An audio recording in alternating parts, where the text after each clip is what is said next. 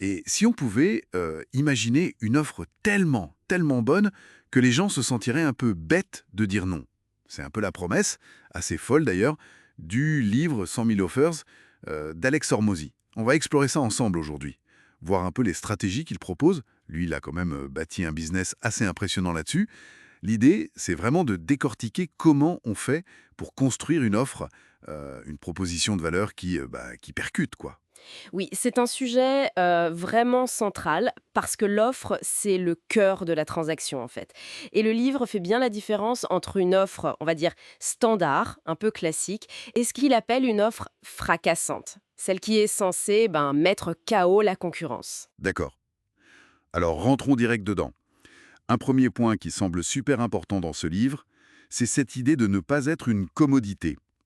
Si on vend un truc où les gens comparent juste le prix, ouais, on est mal barré, quoi.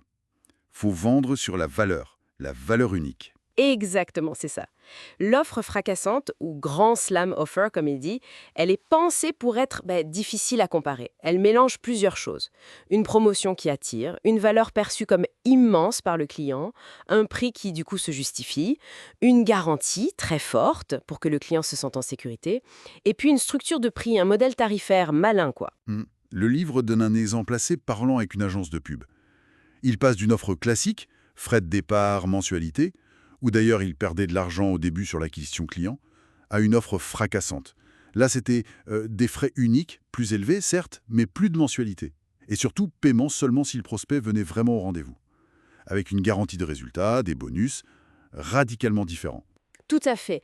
Et les résultats décrits sont impressionnants. Beaucoup plus de réponses, plus de ventes, le prix d'entrée est multiplié par 4 et les revenus mensuels qui explosent de 100 000 à plus de 100 000 dollars. Le ROI sur la pub, n'en parlons pas. Il passe de 0,5 à 11,2. Ça montre vraiment la puissance d'une offre qui est complètement repensée et qui se différencie à fond. Oui, c'est clair. Mais le livre insiste aussi sur un truc. La meilleure offre du monde, si le marché est mauvais, ça sert à rien. Il faut d'abord penser au marché. L'exemple, c'est une offre moyenne sur un marché en plein boom, ça peut cartonner. L'inverse, c'est rare. C'est fondamental, oui. Et ça amène directement à l'idée de niche, de se spécialiser. Le livre conseille vraiment d'éviter les marchés trop larges, dominés par les gros acteurs.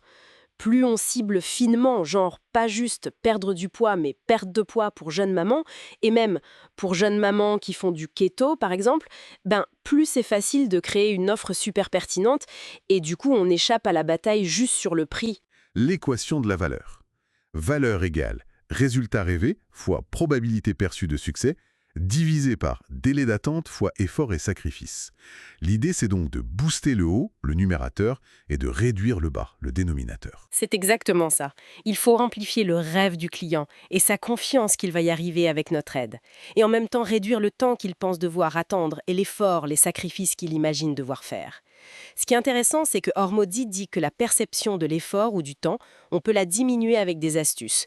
Et ça peut avoir autant d'impact sur la valeur perçue que d'améliorer concrètement le produit.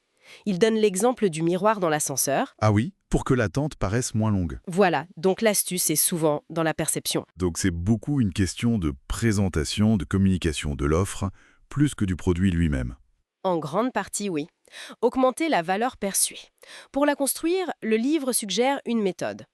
D'abord, identifier le vrai désir profond du client. Pas le billet d'avion, mais les vacances, le séjour.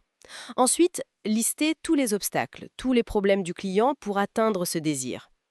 Puis, transformer chaque problème en une solution concrète qu'on apporte.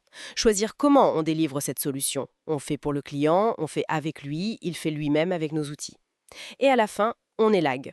On garde que les solutions à forte valeur et on les regroupe, on les stack, comme il dit, en un package qui a l'air irrésistible. D'accord.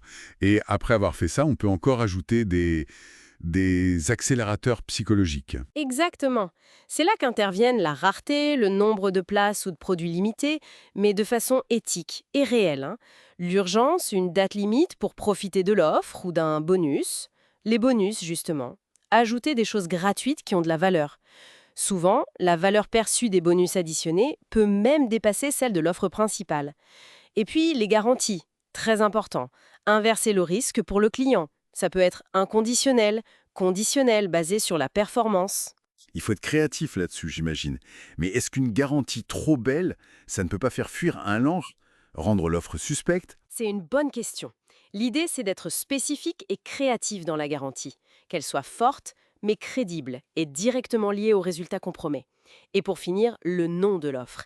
Il doit être percutant. Le livre propose un acronyme MAGIC. Magnet, attractif, avatar, la cible, goal, le but, intervalle, le délai, container, le format. Par exemple, défi minceur express 6 semaines pour jeune maman.